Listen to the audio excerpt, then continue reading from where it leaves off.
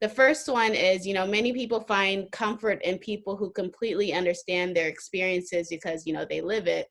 What are your thoughts on two people dating despite, you know, both having sickle cell disease or a sickle cell trait? And, you know, what are the considerations for having a child? This is a hot topic within the forums, within the comments and everything. So, and I know one of you in particular has a stance on it that isn't necessarily ever articulated, and so I'm looking forward to hearing from all of you on your opinions on that. So I believe, so I was always told, you know, by doctors and nurses or just any people that were involved with sickle cell disease, do not, you know, have a child with someone else with sickle cell disease. And so originally, that's the way that you know, it was almost, I was conditioned to believe that, you know. And so it wasn't until I started to be more of a free thinker in life that, you know, I really was like, you know, well, you know, I realized it really says to me that it's almost saying hate yourself, you know, almost like don't have somebody like you. You don't belong in this world. And that really bothers me, because despite the pain that I have and the suffering, I'm very glad to be here. You know, I'm glad my parents had me and that they didn't know at the time that they were both carriers of this trait. But when other people say, you know, you shouldn't have a child with sickle cell, I feel like one, you know, is saying, you know, you should hate yourself, and that there's something, you know, wrong with you. And I've heard other people but also, you know, I'm not a parent again, and as I've said before, my support system has been much different, so I can understand when other people have you know, different opinions about it. And plus, you know, there are people who have sickle cell much worse than I do. You know, it's variable about how much people suffer on a regular basis. So it's just, it has bothered me a lot when I hear people, you know, carry this flag saying don't have a child with sickle cell. Who else, if somebody's going to have a child with sickle cell, who else would be a better parent to have somebody with sickle cell than me? Nobody. There is no one than me and this woman that I love, who either has a trait or the illness, who also understands it. Like, I don't understand how there could be any parents better. Also, I don't think that the gene or the allele should be eradicated from the world, which there are people who think that. You know, we need to get rid of y'all. You know what I'm saying? So you don't need to be here. Easy way, just to make sure y'all don't make any more of you. So it's almost in a sense of saying, you shouldn't be here, shouldn't have any babies, which doesn't sound very good to me at all either. So, I mean, I may have more to jump in along this conversation, but I really would like to hear what other people had to say about it, because it's something that has, it's gotten me upset before in meetings, hearing what people had to say about this this topic right here. So, next. So as not to muck it up, I'm just gonna jump in and co-sign. I don't know where the ladies are gonna come from on this one, but I agree with you in the sense that I have been conditioned also to hear that, you want to know your partner's genotype so that you don't have a child with sickle cell. And as a child, okay, I understand that advice comes from a place of what seems to be love, right? And I understand, especially when caretakers, they don't want to see you suffering at all, right? Which is why they don't, they'd rather just not deal with it. But I think the implications, the eugenic implications of it, this idea that you need to clean out the gene pool, and so to do that, just don't have any more kids until whatever, That's problematic for me. That's problematic for me, probably because it does strike directly to the core of my identity and who I am. And I'm viable. I'm not, I'm not condemned. It's not a death sentence. I live in the world. I survive in the world. I thrive in the world. And I think even the fact that we didn't get into this, maybe this is another genetic conversation, but the haplotypes, the fact that the sickle cell mutation didn't just happen once, it happened on at least 4 separate occasions, twice in Africa, I think once in the Middle East, once in India, in the Indian subcontinent. Sickle cell was meant to be here. This mutation was meant to be here. God, whoever, the universe intended for this to be here, precisely because of the discussion, the sidebar we had on malaria. It's a very real thing, and any adaptation to that is still necessary. And so all the more reason why it seems baffling to suggest that we should want to get rid of the allele or whatever. And so I think what the best thing in terms of that advice, in terms of knowing the genotype or whatever, is qualifying it.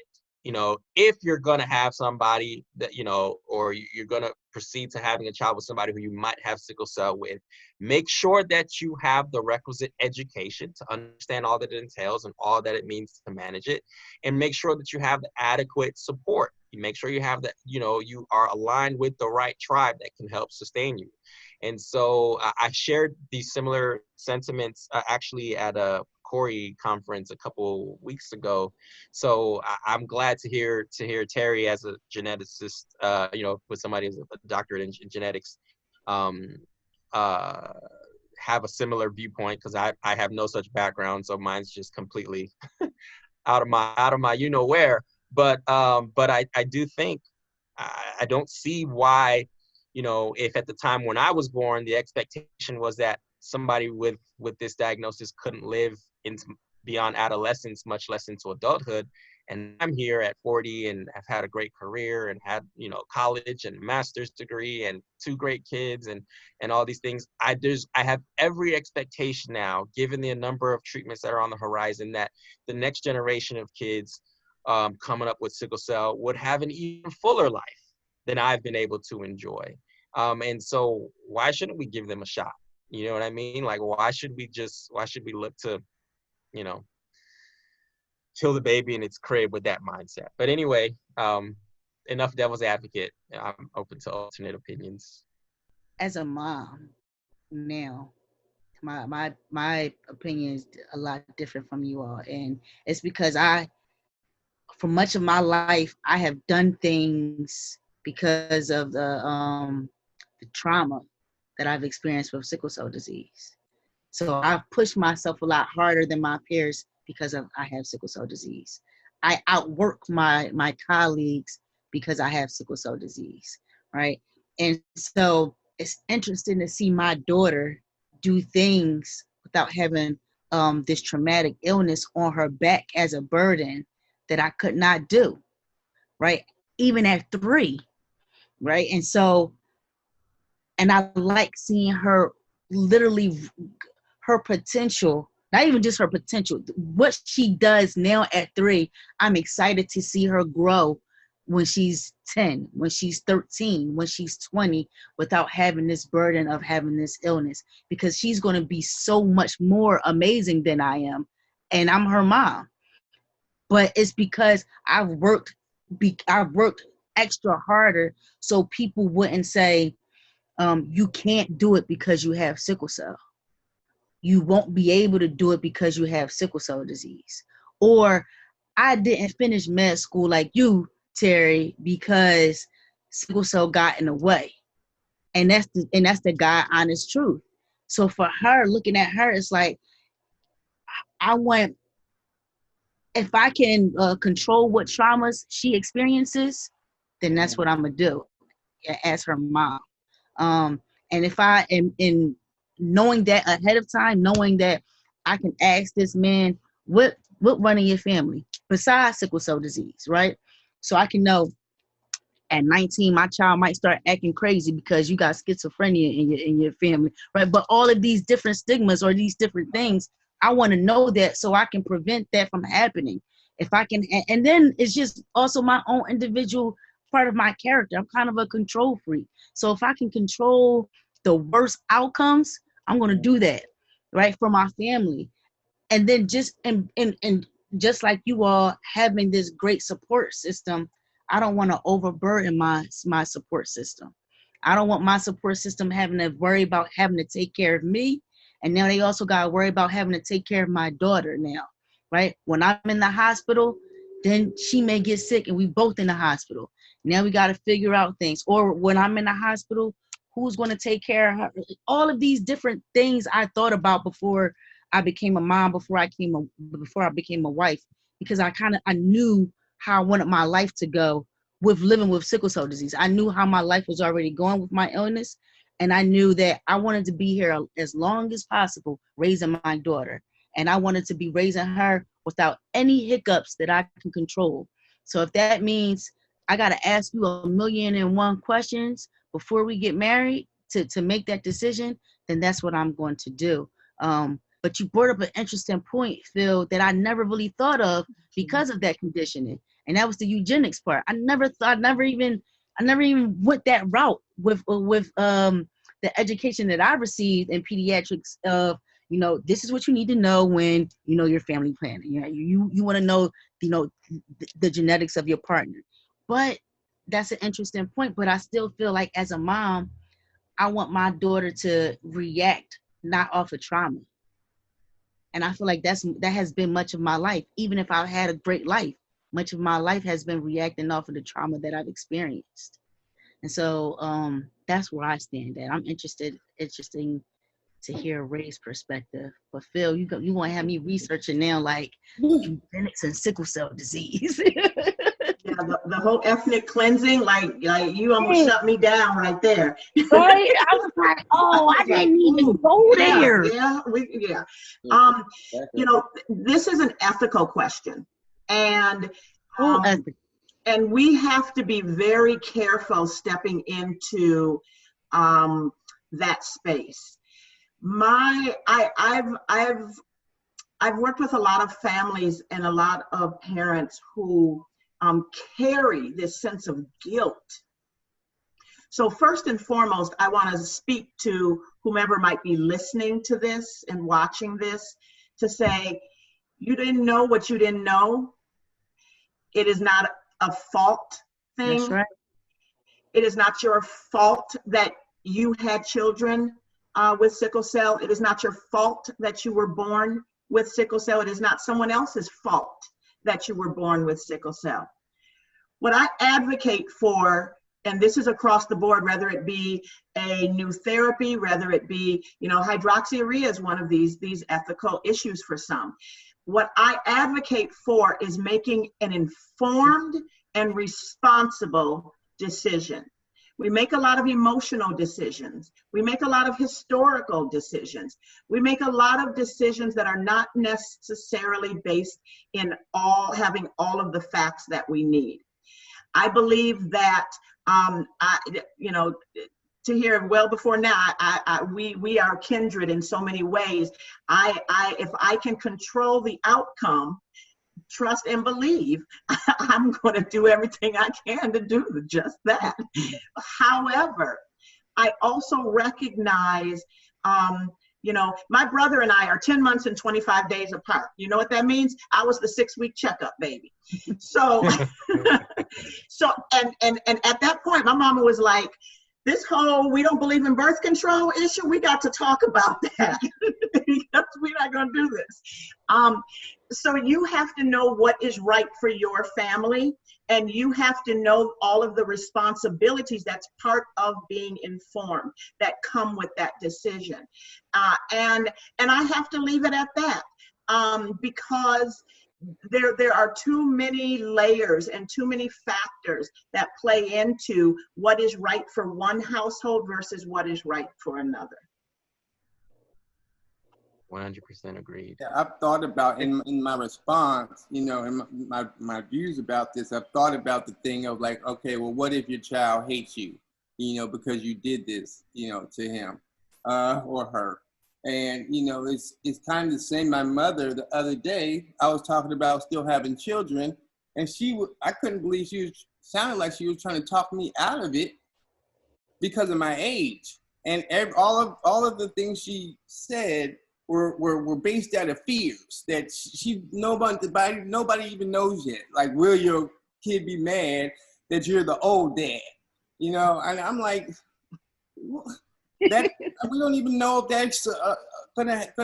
We have no clue. Right. So in the same sense, you know, it's almost as if thinking, well, you know, I thought about, you know, where, you know, my child could hate me, and I was like, you know, no, get that out of your mind. And, you know, in the end, to me, it would be about love. Do I love this woman or not? So that we can have children together. And because, you know, and it's also like y'all were saying about, you know, it's about knowing, really. It's about knowing your status and knowing, you know, what the possibilities could be, you know, of your child having sickle cell. I think that's you know, what's hugely important in kind of, you know, embedded in this question, is really that people need to know so that they're not caught off guard, you know, and with all these responsibilities now. But, you know, if I were one to know ahead of time, I think I would be prepared for it. And again, I would think that, you know, no one can take care of this child better than I can, because I have definitely been through the wire. And also in this time frame, you know, in this year, there's all these treatments and the cures coming down the path and everything. So, you know, it's almost asking a different question now than when I was born. You know what I'm saying? So like, even I actually went to grad school, not med school. Sorry, Terry. Even going to school, I was like, should I do something in sickle cell? And I was like, you know what? They're about to cure this thing. I can go and do something else. You know, and I did. And honestly, I actually felt guilty later once I started seeing all these groups on Facebook and seeing how many people were still dying. You know, that broke my heart to realize how many people, because I did not know that all these people were still dying from it. And it's dead wrong that people are still dying from, you know, kidney failure, you know, with sickle cell. That should not be happening in this day and age whatsoever. I don't know what their excuse could be, what their reason is. It doesn't make any sense to me at all. But yes, I just think that, again, you know, it's about knowing and people being able to make a really informed decision about what they're going to do about it. So I think that, you know, thank goodness Minnesota now has screening, because everyone needs to be screened, you know, not just here, but abroad also. And since I guess we're about to soon wrap up, I wanted to just jump back to one more thing, if you don't mind. And that's when we were talking about the cures versus treatments questioning. And, you know, one of the things that I think I have a problem with also kind of goes to the eugenics that Phil mentioned. And that's that in many of these cures, you have to you get sterilized. Right, you can't have children. And I think it's dead wrong that they're asking 20-year-olds, you know, 18-year-olds, you know, and it's probably children younger than, even if their parents are consenting for them. I don't think that's ethically correct to have someone making a decision like that at such a young age. You know, so actually, they should be offering this to the people who are less plastic, you know, who's already gone through the having their children and all that going on. So it's a huge, huge sacrifice that's being made, you know, for people to choose these therapies and treatments. And we're so vulnerable, we're such a vulnerable population. You know, people be on Facebook and they'll say things like, you all in your feelings and everything. I was like, everybody's in their feelings that has sickle cell. We are a vulnerable population. So it's almost like they're preying on this vulnerable population to go ahead and do these studies and go through these treatments, and then once they perfect it, are they still going to be, you know, let's go sickle cell? Mm-hmm. Or are they going to move on to things that, you know, more of the population has? You know what I'm saying? Like, are we the guinea pigs? Like, it's well known that if you can cure sickle cell, you can probably cure anything because of the complexity. And so we have to remember that. We have to know that.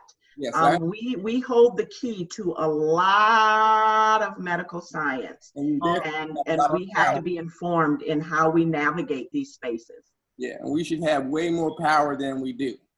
You know, we don't have enough power. And honestly, participants in studies don't have as much power as I believe that they should have in the first place. I believe you should always own your genetic information.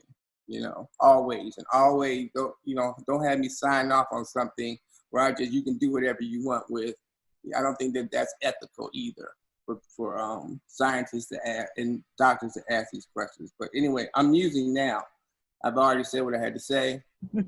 I'll sit back and I'll bring my voice back down, and someone else can speak. I'm sorry.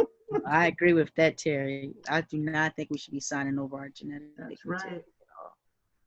And I think sorry, go ahead. Here. Nope, I'm done.